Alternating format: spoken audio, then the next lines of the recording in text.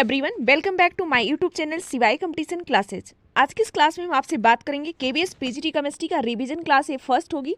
यहाँ पे by day हम सभी चैप्टर का रिवीजन जरूर करेंगे और यहाँ पे कुछ इंपॉर्टेंट एमसीक्यूज भी आपके साथ लेके आए हैं। तो चलिए आज का ही सेशन हम यहाँ पे स्टार्ट करते हैं। सबसे पहले हम देखेंगे एल्कीन्स क्या होती हैं। एल्कीन्स के लिए जनरली कंडीशन है कि आपके पास at least carbon carbon double bond होना चाहिए। तो ऐसे आपके जो भी सिस्टम होंगे एल्कीन्स कहलाएंगे। ये आपके अनसैचुरेटेड हाइड्रोकार्बन्स होंगे और इसी एल्कीन्स को ओलिफिन भी कहा जाता है। हम यहाँ बहुत तेज़ी के साथ रिवीजन क्लास करेंगे क्योंकि आपका समय बहुत कम है और आपको चीज़ों को ज़्यादा से ज़्यादा रिवीजन करना है। इसके अलावा अगर आप नोट्स बाई करना चाहते हैं तो हमारे टेलीग्राम चैनल से नोट्स ले सकते हैं। जनरल फार्मूला तो आप जरूर याद करिए क्योंकि प्रीवियस ईयर में एमीन्स का पूछा गया था, हो सकता है इस बार एल्कीन्स का पूछ लिया जाए। CnH2n होता है जनरल फार्मूला ऑफ एल्कीन्स। अब हम यहाँ पे कुछ एल्कीन्स के नाम देखेंगे किस तरीके से आप इसका नाम लिखते हैं। तो देखिए एथाइलिन, प्रोपाइलिन, ब्यूटीन, ब्यूटेन, इस तरीके से लिखा गया है। अगर हम हाइब्रिडाइजेशन की बात करें तो अगर कार्बन कार्बन डबल बॉन्ड है तो वहाँ पे हाइब्रिडाइजेशन क्या होगा, sp2। तो यहाँ पे जो हाइब्रिडाइजेशन होगा एल्कीन में वो sp2 होगा और डबल बॉन्ड है तो एक सिग्मा बॉन्ड होगा और एक क्या होगा, पाई बॉन्ड होगा।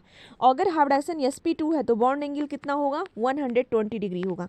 ये चीज़ आपके दिमाग में रटा होना चाहिए कि अगर बॉन्ड एंगल 120 डिग्री है तो वहाँ पे जो हाइब्रिडाइजेशन क्या होगा, sp2 होगा। और यहाँ पे बॉन्ड लेंथ मैंने लिखा है कार्बन कार्बन डबल बॉन्ड की 1.34 एंगस्ट्रॉम और कार्बन हाइड्रोजन का 1.09 एंगस्ट्रॉम। अब हम चलते हैं अगले प्रश्न की तरफ। अगला प्रश्न क्या है, यहाँ पे वही चीज़ यहाँ पे मेंशन किया गया है कि carbon carbon double bond alkene made of sigma bond and 1 pi bond.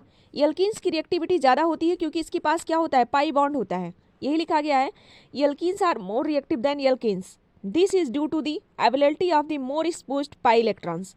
ये सब प्रश्न कभी कभी 4 ऑप्शन दे दिया जाता है और पूछ लिया जाता है कौन सा राइट होगा, तो उन सब के लिए प्रश्न बहुत इंपॉर्टेंट है। नेक्स्ट प्रश्न देखेंगे, the double bond is shorter in bond length than the carbon carbon single bond. अगर कहीं डबल बॉन्ड है तो शार्ट होगी। Than compare of carbon carbon single bond, carbon carbon single bond की दिया है यहाँ पे साइज और वहाँ पे कार्बन कार्बन डबल बॉन्ड का साइज दिया है। Pi bond are weaker bond due to poor sideways overlapping of the 2 p orbitals. तो पाई बॉन्ड क्या होता है, बीकर होने का कारण क्या है कि वहाँ पे पुअर ओवरलैपिंग हो रही है। अब हम चलते हैं अगले प्रश्न की तरफ। अगला सिस्टम हमारा देखिए यहाँ पे नॉमेनक्लेचर लिखा है। तो जब भी हम नॉमेनक्लेचर एल्कीन का करते हैं तो जो भी आपका एल्कीन था उसमें से आपने एन को हटाया और क्या किया, एलिन लगा दिया। जैसे एथेन था तो एथेन में से एन को हटाया और लीन लगा दिया, एथाइलिन लगा दिया। तो क्या हो गया, एथाइलिन हो गया, प्रोपाइलिन हो गया, आइसोब्यूटाइलिन हो गया। इस तरीके से आप इसका नॉमेनक्लेचर करते हैं जब आप कॉमन नाम लिखते हैं। लेकिन जब आप आईपैक नॉमेनक्लेचर लिखते हैं तो एन को हटा के आप क्या कराते हैं, इन लगा देते हैं। इथीन, मीथीन, प्रोपीन, ब्यूटीन, इस तरीके से आप नॉमेनक्लेचर करते हैं। यहाँ पे मैंने कुछ रूल्स भी लिखा है, जो भी आप यहाँ पे रिविजन्स करेंगे वो आपके एग्जाम्स के लिए काफ़ी हेल्पफुल होगा। रूल्स फर्स्ट क्या कहता है कि hydrocarbon based on the parent alkene having the largest carbon chain of which double bond is a part. तो आप जहाँ से डबल बॉन्ड स्टार्ट है वहाँ से नंबरिंग करिए। नंबरिंग इस तरीके से करिए कि कार्बन की एक लंबी चैन आपको मिल जाए। दूसरा पॉइंट हम देखते हैं, the chain is numbered for the int near the double bond. तो चैन की नंबरिंग आप वहाँ से कहाँ करेंगे, जहाँ से डबल बॉन्ड का अंत हो रहा होगा। And the position is indicated by number of carbon atom which has double bond originate. हर एक लाइन आपकी एग्जाम्स के लिए बहुत इंपॉर्टेंट है क्योंकि आपके क्वेश्चन कहीं से भी पूछे जा सकते हैं। अगर हम देखिए अगला प्रश्न की, तो अगला प्रश्न क्या कह रहा है यहाँ पे, अगला रूल्स क्या कहता है कि the name of the parent alkene with the position number of the double bond is written first and then the name of the other substituent prefix to it. तो जब भी आप इसकी नंबरिंग करते हैं तो जो नंबर ऑफ डबल बॉन्ड की प्रीफिक्सन है उसको फर्स्ट प्रीफिक्स देते हैं, उसके बाद आप नंबरिंग स्टार्ट करते हैं। जैसे देखिए ये 1 ब्यूटीन हो गया, ये 2 ब्यूटीन हो गया। नंबरिंग आपने डबल बॉन्ड से स्टार्ट किया तो 2 मिथाइल 1 ब्यूटीन हुआ और ये क्या हुआ, 2 डाइमिथाइल 2 पेंटीन हुआ। तो आपको एक बार नाम लिखने का भी थोड़ा सा प्रैक्टिस कर लेना है क्योंकि आपके नामिंग से बहुत सारे प्रश्न भी पूछे जा सकते हैं। हर बार 1 से 2 प्रश्न आपके नंबरिंग से जरूर आते हैं। अगला प्रश्न देखिए यहाँ भी लगा, अगला नियम है, when 2 or more are 3 double bond in a molecules ending ne of the corresponding alkene and is replaced by adiene और a triene to get the name of the hydrocarbon. जैसे 2 डबल बॉन्ड है तो लिखेंगे butadiene, 3 double bond है तो क्या लिखेंगे, प्रोपा ट्राइन लिख देंगे। अगर ब्यूटा ट्राइन लिख देंगे, ब्यूटा हेक्साडाइन लिख देंगे। इस तरीके से आप लिखेंगे। अगला यहाँ पे एक पॉइंट है एल्केनिल ग्रुप। एल्केनिल ग्रुप्स क्या है, the monovalent atom are grouped obtained by the removal of one hydrogen atoms from the alkenes are called alkenyl groups. आपने क्या किया था, जैसे आपकी कोई एल्कीन्स है CH2 डबल बॉन्ड CH2, आप अगर एक यहाँ से या यहाँ से एक हाइड्रोजन का रिमूवल करा दीजिए, जो ग्रुप आपका बचेगा उसे आप एल्केनिल ग्रुप्स कहेंगे। और जब इसका नाम लिखते हैं एथेन में से अगर आप ई को हटाइए, ईल जोड़ दीजिए, तो आपका क्या होगा, एल्केनिल हो जाएगा। एथेनिल ग्रुप है, विनाइलिक ग्रुप जिसे कहते हैं। ये 2 प्रोपेनिल है जिसे एलाइलिक ग्रुप भी कहते हैं। आइसोमर्स देखेंगे, आइसोमरिज्म की अगर हम बात करें तो ethylene and ethane and propylene और प्रोपेन कहते हैं, उनके पास कोई भी स्ट्रक्चरल आइसोमर्स नहीं होता है। But there are 3 butenes, butylenes C4H8। Of these 2 are straight chain isomer with the different being in the position of the double bond. जो कार्बन की सिंपल चैन है जैसे CH2 double bond CH2, ethylene, इनके पास तो कोई isomers ही नहीं है। आप इसका चाहे जिस तरीके से बनाएंगे स्ट्रक्चर इसी तरीके से बनेगा, कोई इसमें आप चेंजिंग नहीं कर सकते हैं। लेकिन अगर आप और सारी एल्कीन्स लेंगे तो उसके अलग अलग स्ट्रक्चर्स आपको मिलेंगे। आइसोमर्स क्या होते हैं कि सेम स्ट्रक्चरल फार्मूला हो, लेकिन सेम आपका फार्मूला हो लेकिन उसका स्ट्रक्चरल अरेंजमेंट क्या हो, डिफरेंट हो, ऐसे कंपाउंड्स को आप क्या कहते हैं, आइसोमर्स कहते हैं। अगर पोजीशन चेंज होगा तो पोजिशनल आइसोमरिज्म, फंक्शनल चेंज होगा फंक्शनल ग्रुप आइसोमरिज्म। ये सारे लेक्चर्स हमारे चैनल के प्लेलिस्ट में आपको मिल जाएंगे। यहाँ बस हम रिवीजन करेंगे सारी चीज़ों का। ये देखिए 1 ब्यूटीन है, 2 ब्यूटीन है, 2 मेथाइल प्रोपीन है, ये सारी चीज़ें यहाँ पे दी गई हैं। अब देखिए carbon carbon double bond is made of sigma bond and 1 pi bond. अगर कहीं पे कार्बन कार्बन डबल बॉन्ड है तो एक सिग्मा बॉन्ड होगा, एक पाई बॉन्ड होगा। Pi bond prevent free rotation about the double bond. Pi bond बताता है कि यहाँ पे मॉलिक्यूल्स को हम फ्रीली रोटेट नहीं कर सकते हैं जब तक हम पाई बॉन्ड को सिंगल बॉन्ड में कन्वर्ट नहीं करेंगे। यानी अगर कहीं डबल बॉन्ड है तो वहाँ पे रोटेशन नहीं पॉसिबल है। The prevention of rotation about the carbon carbon double bond give rise to the phenomena of geometrical isomerism. और यही जियोमेट्रिकल आइसोमरिज्म कहता है कि अगर कोई भी ऐसा मॉलिक्यूल्स है उसमें रिस्ट्रिक्टेड रोटेशन पाया जा रहा है, उसमें रोटेशन नहीं हो पा रहा है, रोटेट मॉलिक्यूल्स फ्रीली नहीं कर पा रहा है, तो उसमें जियोमेट्रिकल आइसोमरिज्म होगी। और ऐसी आइसोमरिज्म को जो सिस ट्रांसफार्म आपको मिल रहे हैं वो जियोमेट्रिकल आइसोमरिज्म शो कर रहे हैं। जैसे सिस 2 ब्यूटीन है और ट्रांस 2 ब्यूटीन है। तो यहाँ पे देखिए सिस किसे कहते हैं, अगर मेथाइल ग्रुप यहाँ पे क्या है, सेम प्रियॉरिटी ग्रुप आपकी सेम साइड है तो सिस होगा। अगर सेम ग्रुप आपके अपोजिट साइड लगे हुए हैं तो क्या होगा, ट्रांस होगा। तो ये सिस और ट्रांस भी यहाँ से आपको पता चल गया। जब भी आप पढ़ते हैं तो एक चीज़ों के साथ साथ आपको बहुत सारी चीज़ों के बारे में जानकारी मिलती है। अब देखिए प्रिपरेशन ऑफ एल्कीन्स, एल्कीन का आप प्रिपरेशन कैसे करेंगे, तो आप क्या करिए, एल्किल हैलाइड लीजिए, यहाँ पे क्या होगा CH3 CH2 Cl। अब आप इसको ऐसे भी लिख सकते हैं, यहाँ से आप HCl हटाइए, बीच में डबल बॉन्ड लगा दीजिए, तो आपका क्या बन जाएगा, एथेन बन जाएगा। दूसरा क्या है, by dehydrogenation of alkyl halide. Dehydrogenation यानी एक तरीके से यहाँ पे एलिमिनेशन रिएक्शन भी होगा जाएगी। तो यहाँ पे देखिए पोटेशियम एल्कोहल की प्रेजेंस में पोटेशियम हाइड्रोक्साइड आप यूज कर रहे हैं, एल्कोहलिक KOH, तो यहाँ से 2 ग्रुप आपस में क्या होंगे, रिमूव होंगे, KX बनेगा, H2O निकलेगा और डबल बॉन्ड लगेगा, ये एल्कीन्स बनेगा। अगला देखिए यहाँ पे भी आपने एल्कोहलिक KOH यूज किया है तो डिएलिमिनेशन होगा, डबल बॉन्ड क्या होगा बनेगा, प्रोपीन बनेगी, KBr निकलेगा प्लस H2O। अगला रिएक्शंस यहाँ पे देखिए आइडोप्रोपेन्स की दी हुई है। ये सारी रिएक्शंस आपने दिमाग में जरूर बैठाइए, बहुत इंपॉर्टेंट है रिएक्शंस। इतनी सारी चीज़ें तो केस सेम है। अब देखिए अगला, जब यहाँ पे एल्कीन्स हमारी क्या होगी, एक से ज़्यादा हमारे पास क्या होंगे, बीटा हाइड्रोजन्स होंगे, तब हम रिमूवल कैसे करेंगे। अब देखिए डिहाइड्रोहेलोजिनेशन ऑफ 2 ब्यूटीन। अब यहाँ पे देखिए क्या लगा हुआ है, यहाँ पे लिविंग ग्रुप लगा है, अल्फा कार्बन हो गया, ये बीटा कार्बन हो गया, ये भी बीटा कार्बन हो गया। आपको प्रोटॉन कहाँ से रिमूव करना है, बीटा कार्बन से रिमूव करना है। एक बार प्रोटॉन और लिविंग ग्रुप यहाँ से निकालेंगे तो डबल बॉन्ड इसकी और इसके बीच में बन जाएगा, देखिए ये वाला प्रोडक्ट। और जब आप यहाँ से प्रोटॉन निकालेंगे वो ब्रोमीन यहाँ से निकालेंगे तो डबल बॉन्ड यहाँ पे बन जाएगा। यानी 2 प्रोडक्ट बन रहे हैं, एक प्रोडक्ट इसमें मेजर होगा और एक प्रोडक्ट माइनर होगा।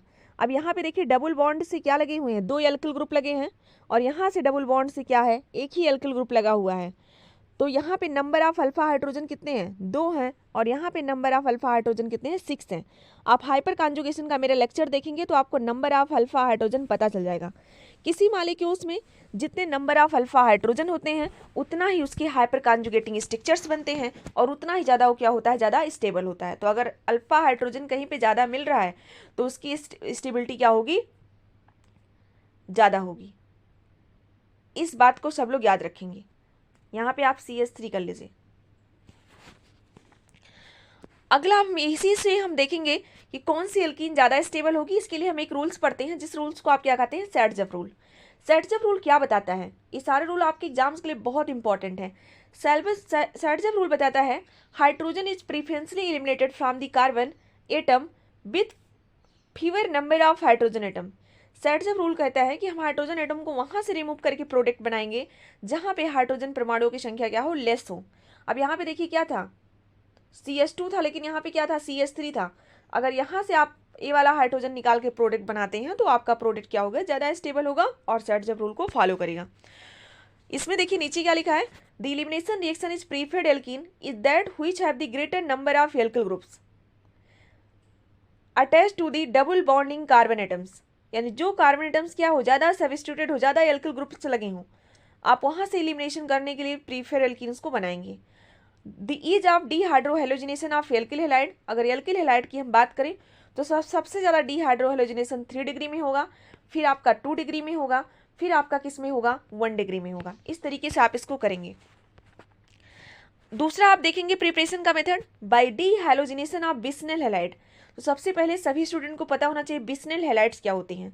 बिस्नेल डाइहैलाइड का मतलब है कि दो कार्बन है, दोनों एडजेसेंट कार्बन पे लोन हाइड्रोजन एटम्स लगा होना चाहिए, ऐसे को आप क्या कहेंगे, बिस्नेल्स कहेंगे अथवा बिग डाइहैलाइड कहेंगे। एक compound having 2 hydrogen atoms on adjacent carbon atom is called vicinal dihalide और vic dihalide. Alkene are formed when vic dihalide are reacted with zinc dust in ethyl alcohol. जब भी आपका जिंक डस्ट एथाइल एल्कोहल की presence में reactions करता है तो आपका क्या बनता है, एल्कीन बनता है। ये चीज आपको याद रखना होगा। अगला रिएक्शन यहाँ पे देखिए, ये भी जिंक एल्कोहल की प्रेजेंस में रिएक्शंस हो रही है। ZnCl2 यहाँ से निकल जाएगा और क्या बनेगा, प्रोपीन बनेगा। इस तरीके से 1,2 डाइब्रोमोसाइक्लोहेक्सेन की रिएक्शंस दी गई है। ब्रोमीन्स मॉलिक्यूल्स ZnBr2 निकल जाएगा और क्या बनेगा, 1,2 डाइब्रोमोसाइक्लोहेक्सेन बनेगा। ये क्वेश्चन प्रीवियस ईयर में आया था। अगर KBS PGT केमिस्ट्री का 2018 का क्वेश्चन पेपर आपने सॉल्व किया होगा तो वहाँ पे मैंने एक क्वेश्चन कराया हुआ है, उसमें एक क्वेश्चन पूछा गया था। आप देखिए कितना इंपॉर्टेंस है इन सारे टॉपिक्स की। अब देखिए by dehydration of alcohols. Dehydration का मतलब है कि आप वाटर को क्या करेंगे, रिमूव करेंगे। When alcohol is heated in the presence of strong dehydrogenating agents like concentrate H2SO4, Alumina, Al2O3, S3PO4, it gives an alkene. तो क्या करेगा, एल्कीन्स देगा। यानी कहीं अगर आप क्या कर रहे हैं, कॉन्सेंट्रेटेड H2SO4 को एल्कोहल के साथ हीट कर रहे हैं, एल्यूमिना के प्रेजेंस में हीट कर रहे हैं, S3PO4 की प्रेजेंस में हीट कर रहे हैं, तो वहाँ से वाटर रिलीज होगा और एल्कीन्स बनेगा। ये सब क्या है, डीहाइड्रेटिंग एजेंट हैं। तो यहाँ से ऐसे भी प्रश्न बन सकते हैं कि कौन सा स्ट्रॉन्ग डीहाइड्रेटिंग एजेंट्स हैं। अगला हम देखेंगे, यहाँ पे रिएक्शंस दी हुई है एल्कोहल्स की और यहाँ से आपको बनाना है। H2SO4 है, हीट करेंगे इसको तो क्या बनेगा, एल्कीन बनेगा और वाटर यहाँ से रिमूव हो जाएगा। दूसरा एथाइल एल्कोहल है, 95% H2SO4 यूज करेंगे एल्यूमिना के प्रेजेंस में तो एथाइलिन बन जाएगा। अब इसकी मैकेनिज्म अगर जिस स्टूडेंट को जानना होगा, यहाँ पे नीचे मैकेनिज्म दी हुई है, आप इसको देख सकते हैं। अभी हमारे पास समय बस उतना है कि हम उसका सारी पॉइंट्स का रिवीजन करा दें। अब देखिए 1 प्रोपेनॉल है, H2SO4 दिया है, तुरंत आपको एल्कीन बनाना है, वाटर रिलीज कर देना है। अब देखिए यहाँ पे ease of dehydration of alcohols, तो 3 डिग्री में सबसे ज़्यादा होगा, फिर 2 डिग्री में होगा, फिर एल्कोहल में होगा। यही आप उसमें भी कर रहे थे, यही आपको इसमें भी करना है। अब देखिए यहाँ पे बहुत सारी रिएक्शंस हैं, उनकी मैकेनिज्म भी दी गई हैं। कहीं कहीं पे अगर रीअरेंजमेंट पॉसिबल है तो हम उसको भी यहाँ पे कराते हैं। ये सारी चीज़ें यहाँ पे दी गई हैं। हमेशा याद रखेंगे कि जो सैडजफ प्रोडक्ट होगा वो क्या होगा, मेजर प्रोडक्ट होगा, than compare of Hofmann product. तो 1 ब्यूटेनॉल दिया है, H2SO4 लगाएंगे। आप क्या करेंगे, सैडजफ प्रोडक्ट बनाने के लिए हाइड्रोजन वहाँ से रिमूव करेंगे जहाँ पे लेसर नंबर ऑफ हाइड्रोजन्स होंगे। तो कहाँ पे लेसर नंबर ऑफ हाइड्रोजन है, यहाँ पे हैं, तो यहाँ से प्रोटॉन निकाल के डबल बॉन्ड आप बना देंगे। इस तरीके से करेंगे। अगला देखेंगे preparation of alkene by Kolbe process, यानी एल्कीन का प्रोसेस आप कोलवे प्रोसेस से कैसे करेंगे। तो यहाँ पे आपने लिया है sodium succinamide succinate plus 2H2O, electrolysis करेंगे तो क्या बनेगा, एथीन बनेगा, कार्बन डाइऑक्साइड बनेगा, H2 बनेगा, 2NaOH बनेगा। दूसरी रिएक्शन इलेक्ट्रोलिसिस यहाँ पे भी हो रही है। यहाँ पे भी देखिए H2O इलेक्ट्रोलिसिस कर रहे हैं तो आपको बनाना क्या है, बस एल्कीन बना देना है, प्रोपीन बन जाएगा, CO2 निकलेगा, यहाँ से H2 निकलेगा, KOH निकलेगा। अगला रिएक्शंस यहाँ पे गिवन है, आप इसको भी देख सकते हैं। तो जब भी आप इस टाइप की रिएक्शंस देखेंगे, इलेक्ट्रोलिसिस हो रहा है, कोल्बे रिएक्शंस आप मानेंगे और वहाँ से एल्कीन्स बनाएंगे। अगला है, अब हम एल्कीन्स की प्रिपरेशन कैसे करेंगे। एक तो लिंडलार कैटालिस्ट से हम बना सकते हैं, दूसरा आपका बर्च रिडक्शन से बना सकते हैं। ये दोनों रिएक्शन आपकी मान लीजिए वेरी वेरी इंपॉर्टेंट है, काफ़ी इंपॉर्टेंट रिएक्शन है दोनों। बर्च रिडक्शन अगर कहीं पे लिखा है, कोई अगर बर्च रिडक्शन का रिएक्शंस दिया हुआ है, तो वहाँ पे हमेशा क्या होगा, ट्रांस एल्कीन बनेगी। इसमें आप क्या लेते हैं, सोडियम लिक्विड अमोनिया लेते हैं। अगर सोडियम लिक्विड अमोनिया की प्रेजेंस में रिएक्शंस हो रही है तो वहाँ पे ट्रांस एल्कीन बनेगी। लेकिन अगर आप लिंडलार कैटालिस्ट डाल रहे हैं तो वहाँ पे क्या बनेगी, सिस एल्कीन बनेगी। लेकिन दोनों कंडीशन में आपको क्या मिलेगा, एल्कीन ही मिलेगा। लिंडलार कैटालिस्ट में आप क्या लेते हैं, PdCO3 लेते हैं, BaSO4 लेते हैं, और क्या लेते हैं, क्यूनोलिन लेते हैं, और लेड एसीटेट लेते हैं। अगला पॉइंट आप यहाँ पे देखेंगे, ये आपका क्या है, एल्कीन है, एल्काइंस है, और लिंडलार कैटालिस्ट की प्रेजेंस में जब आप रिएक्शंस कराएंगे तो आपको क्या मिलेगा, सिस एल्कीन मिल जाएगी। Addition of hydrogen of the same side, एक डबल बॉन्ड टूटेगा। अगर कुछ नहीं समझ पाइए, बस इतना मेरा ट्रिक जानिए, एक डबल बॉन्ड टूटेगा, 2 हाइड्रोजन आके यहाँ से जुड़ जाएगा। इसी तरीके से यहाँ पे भी क्या है, PdCO3 है, क्यूनोलिन है, एक डबल बॉन्ड हटाइए, 2 हाइड्रोजन यहाँ पे जोड़ दीजिए, प्रोपीन बन जाएगा। अगला प्रोसेस आप इस तरीके से इसमें भी करेंगे, एक डबल बॉन्ड को हटाएंगे और क्या करेंगे, 2 हाइड्रोजन जोड़ेंगे तो एथाइलिन बन जाएगा। अब हम देखते हैं बर्च रिडक्शन। बर्च रिडक्शन क्या होता है, using sodium in liquid ammonia gives trans alkene, और क्या आपको मिलेगा, ट्रांस एल्कीन मिलेगा। अब देखिए 2 हाइड्रोजन है तो एक अगर ऊपर से आएगा तो दूसरा किससे आएगा, नीचे से आएगा। Addition of hydrogen from opposite side, इसे एंटी एडिशन भी कहते हैं। और बर्च रिडक्शन में आपको क्या मिलता है, ट्रांस एल्कीन मिलता है। काफ़ी इंपॉर्टेंट प्रश्नों की श्रृंखला हम आपके साथ लेके आए हैं, जो कि आपके एग्जाम्स में हूबहू इसी तरीके से प्रश्न आते हैं। अगर आप प्रीवियस ईयर क्वेश्चन पेपर का एनालिसिस किए होंगे तो आपको पता चल जाएगा कि आपकी इस नोट्स की इंपॉर्टेंस कितनी ज़्यादा है। जो भी स्टूडेंट्स हमारी क्लास को ले रहे हैं, कंटिन्यू टेलीग्राम में हमारी क्लास को ज्वाइन किए हुए हैं, वहाँ पर उनको बहुत सारे नोट्स भी मिल गए हैं। और अगले जो भी चैप्टर्स हैं, क्योंकि 1 महीने में पूरा सिलेबस केमिस्ट्री बहुत लार्ज है, कंप्लीट कराना, अगर हम पूरे टॉपिक्स को बहुत अच्छे से कंप्लीट कराएंगे तो उतना पॉसिबल नहीं है। यहाँ पे हम सेलेक्टेड पॉइंट्स पढ़ेंगे, स्मार्ट स्टडी करेंगे तो चीज़ें पॉसिबल हो सकती हैं। अगला हम देखेंगे फिजिकल प्रॉपर्टीज ऑफ एल्कीन्स। अगर हम बात करें फिजिकल प्रॉपर्टीज ऑफ एल्कीन्स की, तो इसमें अगर हम बात करें तो एथेन, प्रोपेन और ब्यूटेन जो होती हैं वो गैसेज होती हैं। लेकिन जैसे आप एथेन जो होती है वो फेंट स्वीट स्मेल्स करती है, और सब क्या होती हैं, कलरलेस गैसेज होती हैं और अडरलेस गैसेज होती हैं। एथीन को अगर हम छोड़ दें तो बाकी सारी गैसेस क्या होंगी, कलरलेस होंगी और ऑर्डरलेस होंगी। जैसे हम एल्कीन्स में कार्बन नंबर 5 से लेके 18 तक बढ़ते हैं तो क्या मिलती है, हमें लिक्विड स्टेट में मिलती हैं, और जो बहुत हाई मेंबर्स एल्कीन्स होती हैं वो हमें किस में मिलती हैं, सॉलिड में मिलती हैं। तो ये चीज़ सब लोग यहाँ से याद रखेंगे। अगर हम बॉइलिंग पॉइंट की बात करें, कई बार बॉइलिंग पॉइंट से भी प्रश्न पूछे जाते हैं एल्कीन्स के, तो इसको आप नोट कर लें इंपॉर्टेंट में। Boiling point of alkenes increases with increase the number of carbon atoms. जैसे जैसे नंबर ऑफ कार्बन एटम्स बढ़ेंगे, एटॉमिक मास बढ़ेगा, वैसे वैसे बॉइलिंग पॉइंट क्या होगा, इंक्रीज करता जाएगा। तो ये चीज़ आपको याद रखना है। अगला पॉइंट याद रखिएगा, amongst geometrical isomeric alkenes cis alkene have high boiling point than trans alkenes. अगर हम ज्योमेट्रिकल आइसोमेरिक हमें कहीं एल्कीन्स मिल रही है तो सिस एल्कीन्स की बॉइलिंग पॉइंट क्या होगी, ज़्यादा होगी than compare of trans alkenes. अब यहाँ पे कुछ इंपॉर्टेंट पॉइंट्स लिखा है, alkenes have high melting point than alkenes. जो एल्कीन्स होती है उसकी मेल्टिंग पॉइंट क्या होती है, हाई होती है देन कंपेयर ऑफ एल्कीन्स। इसका कारण क्या है कि एल्कीन्स में हाइब्रिडाइजेशन क्या है, sp2 है, परसेंटेज करेक्टर ज़्यादा है, और एल्कीन्स में हाइब्रिडाइजेशन क्या है, sp3 है, परसेंटेज करेक्टर्स कम है, और परसेंटेज करेक्टर डिपेंड करता है इलेक्ट्रोनेगेटिविटी की। तो एल्कीन्स की इलेक्ट्रोनेगेटिविटी ज़्यादा होगी देन कंपेयर ऑफ एल्कीन्स। तो पाई बॉन्ड क्या है, मोर पोलराइज होंगे than compare of sigma bonds. दूसरा रीजन ये भी जान सकते हैं कि एल्कीन्स में पाई बॉन्ड है और एल्कीन्स में सारे बॉन्ड सिग्मा है, तो पाई बॉन्ड का पोलराइजेशन ज़्यादा होगा, इंटरमॉलिक्यूलर फोर्स स्ट्रांगर होगा एल्कीन्स में देन कंपेयर ऑफ एल्केन्स में। तो इसलिए इसकी बॉल मेल्टिंग पॉइंट क्या हो जाएगी, बढ़ जाएगी। ये सारे पॉइंट आपके लिए बहुत इंपॉर्टेंट हैं। अगला प्रश्न हम देखते हैं, अगला पॉइंट देखते हैं, cis alkene are more polar than trans alkenes. अगर हम बात करें तो अभी आपने कहा कि सिस एल्कीन्स की जो मेल्टिंग पॉइंट होगी, बॉइलिंग पॉइंट अगर हम बात करें तो सिस एल्कीन की बॉइलिंग पॉइंट ज़्यादा होगी than compare of trans alkene. इसी तरीके से सिस एल्कीन की पोलरिटी भी ज़्यादा होगी, मोर पोलर होगा than compare of trans alkenes. Cis isomers क्या होगा, स्ट्रांगर डाइपोल डाइपोल इंटरेक्शन, इसमें डाइपोल डाइपोल इंटरेक्शन क्या होगा, बहुत ज़्यादा स्ट्रांग होगा, and its boiling point is high, और उसका बॉइलिंग पॉइंट भी क्या होगा, ज़्यादा होगा। तो यहाँ से आप लोग इस पॉइंट को नोट करेंगे कि ये सिस एल्कीन है तो इसका बॉइलिंग पॉइंट भी ज़्यादा होगा, इसमें पोलैरिटी भी ज़्यादा होगी। ट्रांस एल्कीन है तो बॉइलिंग पॉइंट भी कम होगा और पोलैरिटी भी क्या होगी, कम होगी। अगला पॉइंट देखेंगे, pi electrons of double bond are easily polarised. जो भी आपके पाई बॉन्ड्स हैं, पाई इलेक्ट्रॉन्स है डबल बॉन्ड में, उसका पोलराइजेशन क्या होगा, बहुत इजीली हो जाएगा। Therefore their dipole moment are high. Easily polarisation होने की वजह से जो सिस होंगे उसका डाइपोल मोमेंट भी क्या होगा, हाई होगा। और जो सिमेट्रिकल ट्रांस एल्कीन्स हैं उनका डाइपोल मोमेंट जनरली क्या होता है, जीरो होता है। देखिए एक दूसरे से यहाँ पे जैसे आप कहते हैं ना, जब डाइपोल मोमेंट निकालते हैं vector quantity mu is equal to q into d, यहाँ पे हम एक चीज़ बता देते हैं, डाइपोल मोमेंट निकालने के लिए आप फार्मूला क्या लगाते हैं, चार्ज इंटू डिस्टेंस।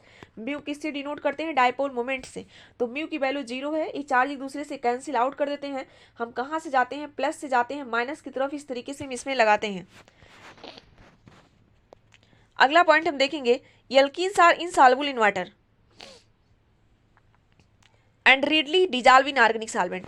अगर हम एल्कीन्स को वाटर में डालेंगे डिजॉल्व होने के लिए तो सॉल्युबल नहीं होगा, यानी इनसॉल्युबल होगा, और readily dissolve in organic solvent, और ऑर्गेनिक सॉल्वेंट में क्या होगा, रीडली डिजॉल्व हो जाएगा।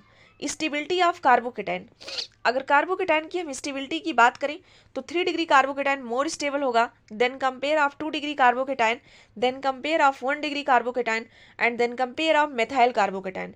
तो सबसे ज़्यादा स्टेबिलिटी किस कार्बोकेटाइन की होगी, 3 डिग्री।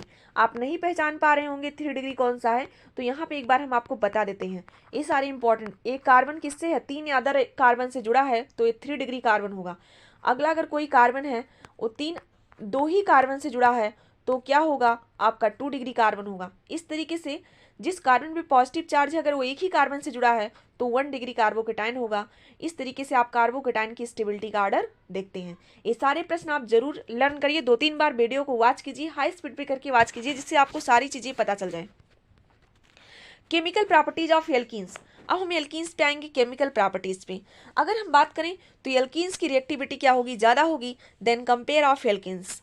एल्कीन्स की कंपेयर में एल्कीन्स की रिएक्टिविटी ज़्यादा होगी, क्योंकि एल्कीन्स के पास क्या है, वीकली पाई बॉन्ड है, क्या है, इसीलिए जो वीकली पाई बॉन्ड है इसी की वजह से क्या करता है, एडिशन रिएक्शन बहुत ज़्यादा देते हैं। Most important reaction of alkenes are the addition reaction due to pi bond. Pi bond is weaker than sigma bond and more easily broken. जो पाई बॉन्ड होगा वो क्या होगा, वीकर होगा than compare of sigma bond, and ये आसानी से क्या हो जाएगा, ब्रेक हो जाएगा।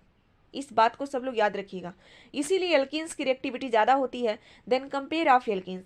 अगर आपके पास कोई रिएक्शंस है, उस रिएक्शन में इलेक्ट्रोफाइल भी है और न्यूक्लियोफाइल भी है, तो आप क्या करते हैं, न्यूक्लियोफाइल माइनस चार्ज रखता है, यानी इलेक्ट्रॉन वो क्या होता है, रिच होता है। इलेक्ट्रोफाइल प्लस चार्ज रखता है, इलेक्ट्रॉन डेफिशिएंट होता है, यानी इलेक्ट्रॉन का भूखा होता है। और न्यूक्लियोफाइल क्या होता है, ये इलेक्ट्रॉन का भूखा होता है। आप देखते हैं कि न्यूक्लियोफाइल उस सेंटर पे अटैक करता है जहाँ पे इलेक्ट्रॉनों की कमी हो। तो इसमें आप देखेंगे अगर इस बॉन्ड को ऐसे ब्रेक करेंगे तो जहाँ पे आप का इलेक्ट्रॉन देंगे वहाँ पे क्या चार्ज आएगा, प्लस चार्ज आएगा, और जहाँ से इलेक्ट्रॉन जाएगा वहाँ पे क्या चार्ज आएगा, माइनस चार्ज आएगा। तो इस तरीके से आप रिएक्शंस कराएंगे तो क्या होंगे, पाई बॉन्ड तो ब्रेक होगा और नए नए सिग्मा बॉन्ड यहाँ पे बनेंगे। अगला देखेंगे हैलोजिनेशन। हैलोजिनेशन क्या है, the addition of hydrogen halide across the double bond of alkene is known as hydrohallucination। Hydrohalogenation का मतलब है कि हम किसी भी एल्कीन पे हाइड्रोजन आयोडाइड की रिएक्शंस करा रहे हैं, across the double bond of alkenes बना रहे हैं, तो आपको एल्किल हैलाइड मिल रहा है। अगर यहाँ पे सिमेट्रिकल एल्कीन्स है तब तो सही है कि आप चाहे जिस बॉन्ड को ब्रेक करिए, चाहे जहाँ पे लगाइए, इससे आपको कोई मतलब नहीं है, आपको प्रोडक्ट सेम मिलेगा। लेकिन अगर कहीं ऐसा मिल रहा है कि अनसिमेट्रिकल एल्कीन्स हो जा रहा है, सिमेट्रिकल एल्कीन्स का मतलब समझ रहे हैं ना, कि जो भी कार्बन कार्बन डबल बॉन्ड से ग्रुप लगे हुए हैं वो सारे ग्रुप क्या हैं, सेम है। लेकिन अगर ग्रुप क्या है, डिफरेंट डिफरेंट है, तो क्या हो जाएगा, अनसिमेट्रिकल हो जाएगी alkenes. The alkene is unsymmetrical. अगर एल्कीन क्या हो, अनसिमेट्रिकल हो, 2 अल्टरनेटिव प्रोडक्ट्स आर पॉसिबल। तो 2 अल्टरनेटिव प्रोडक्ट्स यहाँ पे आपको मिलेंगे। क्या क्या मिलेगा, प्रोपीन्स। अगर प्रोपीन्स को आप रिएक्शंस करा रहे हैं HBr के साथ, हाइड्रोजन ब्रोमाइड के साथ, तो आप सबको पता है कि ब्रोमीन मोर इलेक्ट्रोनेगेटिव, तो माइनस चार्ज कंपेयर करेगा, रखेगा, बियर करेगा, और हाइड्रोजन्स क्या है, पॉजिटिव चार्ज बियर करेगा।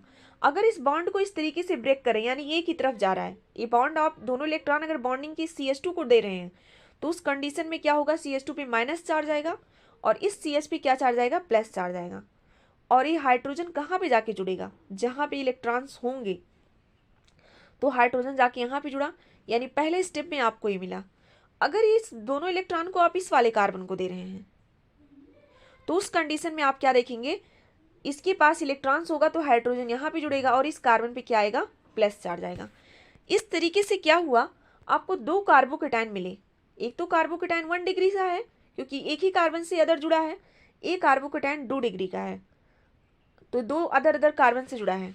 अभी आपने आगे स्टेबिलिटी पढ़ा कार्बोकेटाइन की, आपने कहा कि 3 डिग्री कार्बोकेटाइन मोर स्टेबल, उसके बाद 2 डिग्री होगा, उसके बाद 1 डिग्री होगा। तो यहाँ पे ये कार्बोकेटाइन मोर स्टेबल होगा और इससे जो भी प्रोडक्ट बनेगा वो क्या होगा, मेजर प्रोडक्ट होगा। यही चीज़ डिपेंड करती है कार्बोकेटाइन कैसा था, स्टेबल था कि नहीं था। अभी लेस स्टेबल है तो इससे जो प्रोडक्ट बनेगा वो मेजर नहीं बनेगा, माइनर बनेगा, ये जाहिर सी बात है। तो यहाँ पे अब ब्रोमीन की आप रिएक्शंस कराएंगे तो ये वाला प्रोडक्ट बनेगा जिसका नाम है आइसोप्रोपाइल ब्रोमाइड। इसी को मेजर प्रोडक्ट कहते हैं और 2 ब्रोमोप्रोपेन भी इसको कहते हैं। और ये है 1 ब्रोमोप्रोपेन जो कि आपका माइनर प्रोडक्ट होगा।